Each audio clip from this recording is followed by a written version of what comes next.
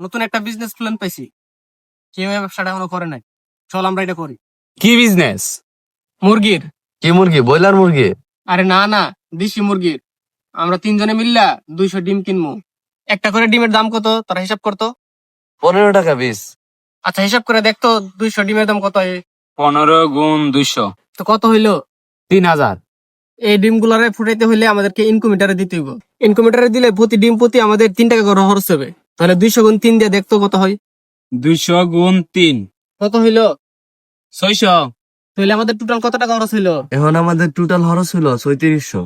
আমাদের যেহেতু গড় নাই, এই মুরগিগুলোর পালার জন্য একটা গড়ের দরকার হইবে আমাদের। আর একটা গড় বানাইতে গেলে আমাদের 10,000 টাকা খরচ হইব। ভাই দেশি মুরগি তো ছেড়ে থাকলে চলবো, ঘরের দরকার নাই তো। আরে বেটা, দেশি মুরগি হইলো আমরা ঘরের মধ্যেই পালবো, নাইলে শিয়াল কুকুর নিয়ে যাবো, আবার চোর আছে মনে করস।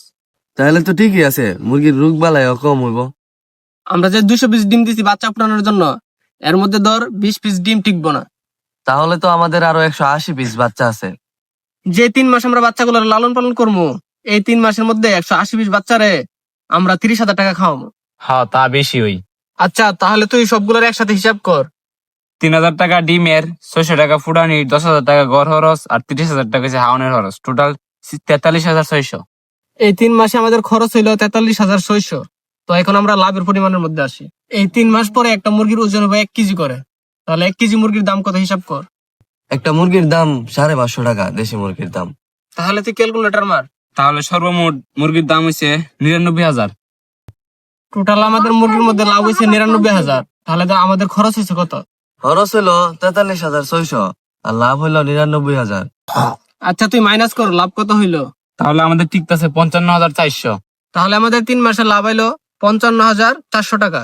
কিন্তু বন্ধু, কোনো কিন্তু নাই, আমরা তিনজনে মিলে এই ব্যবসায় করবো, পুঁজি কম লাভ বেশি। কিন্তু বন্ধু একবার যদি ব্যারাম ধরে 180 পিস মুরগি একসাথে মরে যাবো। হ্যাঁ বন্ধু, তুই ঠিকই কইছস। আবার আমরা 3টা লোক খাটমু, 3টা লোকের বেতন আছে 6,000 টাকা কইরা। এই ব্যবসার মধ্যে লাভ নাই, চল এই ব্যবসা করবো না। চল আবার আরেকটা কালকে plan নতুন করি। বিজনেস নিয়ে আলাপ করব।